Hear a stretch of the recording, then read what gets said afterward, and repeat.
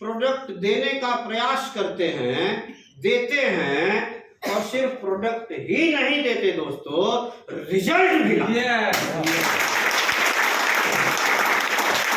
आते हैं कि नहीं? आते हैं ना। तो मुझे सिर्फ इतना ही समझना है कि भाई एक डॉक्टर्स, उनके प्रति मेरा कोई अपमान का भावना नहीं है। उनका सम्मान तो इस लेवल का है कि इस धरती पर अगर माने तो भगवान के बाद दूसरा नंबर डॉक्टर साहब का ही आता है। इमरजेंसी में हम कहते हैं कुछ भी कर लीजिए लेकिन बचाइए, कहते हैं ना।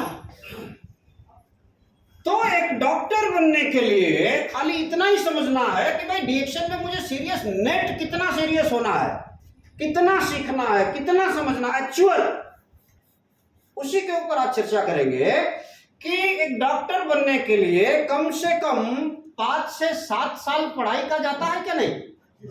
5 से 7 साल पढ़ाई के लिए जाता है। उसमें 5 से 10 लाख से लेकर के 50 लाख से लेकर के CR तक खर्चा आता है। हेलो, क्लियर है कि नहीं? आता है। अब इसमें ये लोग रोज पढ़ाई करते होंगे कि महीने में एक दिन मीटिंग 2 घंटे की? रोज पढ़ते होंगे ना, रोज पढ़ते होंगे। इसके बाद इतना सब कुछ पढ़ाई करने के बाद घर पे आके होमवर्क करते होंगे कि नहीं? खाली कॉलेज में जाकर के पढ़ के आ गए तो चलेगा? नहीं, होमवर्क करते होंगे। अब ये होमवर्क करते होंगे, इसके बाद भी जाकर के उनको एग्जाम देना पड़ता होगा कि नहीं? बगैर एग्जाम के पास हो जाएंगे? नहीं सर। और एग्जाम में भी उनको वही प्रश्न पूछा जाएगा जिसका जवाब उनको आता होगा?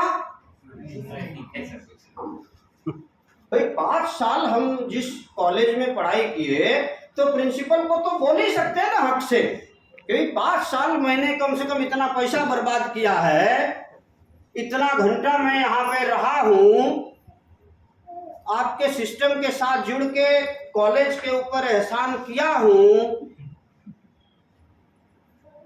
तो कम से कम इतना एहसान लास्ट में आप तो कीजिए कि परीक्षा में वही प्रश्न पूछिए जिसका जवाब मुझे आता है। चलेगा? तो अगर एग्जाम होएगा तो इसमें लाइन कितनी आती है? एक तो लाइन आएगी पास की और दूसरी लाइन फेल की। अब फेल अगर होना है तो हमें क्या करना जरूरी है? नहीं पढ़ेगा।